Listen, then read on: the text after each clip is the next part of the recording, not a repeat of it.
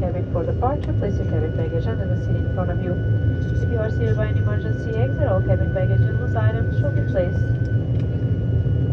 in the overhead compartment. Mobile phones and other devices may be used during the entire flight as long as flight mode is activated. Your laptop must be switched off and stored away in your cabin baggage for both takeoff and landing. Power banks may not be used on board nor be stored in the overhead compartment. If any device becomes overheated or produces smoke, inform the cabin crew immediately.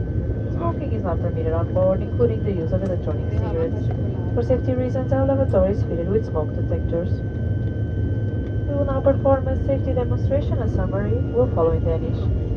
Please remove your headset and pay full attention. The crew is on board for your safety, and it's important that you follow our instructions on board. Whenever the seatbelt signs are illuminated, your seatbelt must be securely fastened. It is fastened, tight, and open like this. We recommend you keep it fastened during the entire flight. The emergency exits are located in the aft and in the forward part of the cabin. They are all marked with exit signs. Flight CPL will guide you to the exits. Look for your nearest exit, it may be behind you. There's a life jacket under your seat. To fit the life jacket, place it over your head. Pass the strap around your waist.